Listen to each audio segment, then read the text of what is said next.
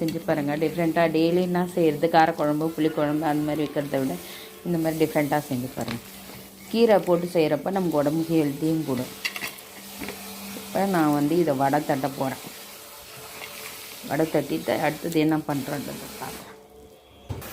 இப்போ பாருங்க, நம்ம வெங்காயம் தக்காளி வதக்கியாச்சு. இதை நம்ம அரைச்சின்னு வந்து பாருங்க, நம்ம வெங்காயம் தக்காளி வதக்கியாச்சு. இதை அரைச்சின்னு வந்து இப்போ நம்ம குழம்புக்கு எண்ணெய் ஊற்றிருக்க, கடுகு போட்டிருக்க, கொஞ்சம் வெந்தயம் போட்டு தாளிச்சிருக்கு. இப்போ நம்ம வடை குழம்புக்கு நம்ம அரைச்சி விட்ட பேஸ்ட் ஊற்றிக்கலாம்.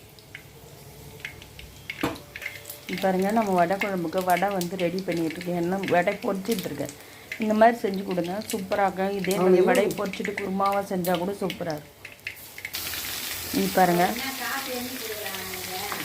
நம்ம வெங்காயம் தக்காளி இது வதக்கலாம். 10 நாளில் கழித்து தரேன்னாரு. இப்போ நம்ம வெந்தயம் நல்லா வதங்கிடுச்சு. இப்போ இந்த ஸ்டேஜில் நம்ம இந்த அரைச்சி விட்டு வெங்காயம் தக்காளி தேங்காயெல்லாம் அரைச்சி பேசிட்டு ஒரு வதக்கிட்டு இதுலேயே ஒரு 2 ஸ்பூன் மிளகாத்தூள் சேர்த்து வதக்கலாம்.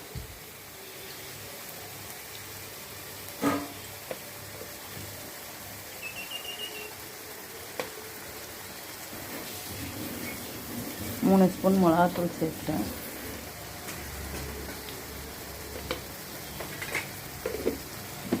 இப்போ இதை ஒரு வதக்கிட்டு நம்ம புளி பேஸ்ட் சேர்த்து கொதிக்க விட்டு குழம்பு இறக்கிட்டோம்னா நம்ம வடை குழம்பு சூப்பராக ரெடி.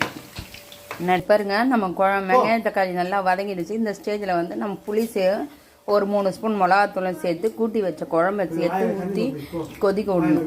நம்ம இந்த ஸ்டேஜில் குழம்பு கொதிக்க விட்டு நம்ம வடை ரெடி ஆகிடுச்சு. இந்த குழம்பு கொதிச்ச உடனே நம்ம வடையை சேர்த்து இறக்கிட்டோம்னா நம்ம சூப்பரான வடை குழம்பு ரெடி ஆகிடும்.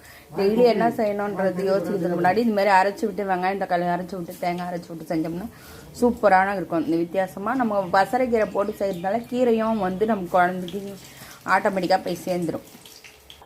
இங்கே பாருங்க, நம்ம குழம்பு நல்லா கொதிச்சிருச்சு. இப்போ இந்த ஸ்டேஜில் நம்ம வடை சேர்த்துக்கிறோம். இந்தா நம்ம வடை குழம்பு சூப்பராக ரெடி ஆயிடுச்சு. டெய்லி புளிக்குழம்பு காரக்குழம்பு சாம்பார் என்ன வைக்கணும்னு யோசிக்கிறதுக்கு பதிலாக இந்த மாதிரி டிஃப்ரெண்ட்டாக வச்சு பாருங்கள். இந்த மாதிரி டிஃப்ரெண்ட்டான சமையல் வேணும் எங்கள் சேனலை. நம்ம சூப்பரான அரைச்சி விட்ட பசரைக்கீரை சேர்த்த உருண்டை குழம்பு சூப்பராக ரெடி ஆயிடுச்சு. கீரைக்கு கீரை வைட்டமின் சத்து நமக்கு சேர்ந்தது இல்லாமல் நம்ம குழம்பு ஹெல்த்தியானதும் கூட, அரைச்சி விட்டு டேஸ்டியாகவும் இருக்குது. செம்ம டேஸ்ட்டாக இருக்குது. இப்போ சாப்பிட்டு பார்த்துட்டு தான் நான் உங்ககிட்ட சொல்கிறேன். செம்ம டேஸ்ட்டாக சூப்பரான நம்ம உருண்டை குழம்பு ரெடி ஆகிடுச்சு. இது மாதிரி வித்தியாசமான சமையலுக்கு எங்கள் சேனலை சப்ஸ்கிரைப் பண்ணுங்கள், லைக் பண்ணுங்கள், கமெண்ட் பண்ணுங்கள், ஷேர் பண்ணுங்கள்.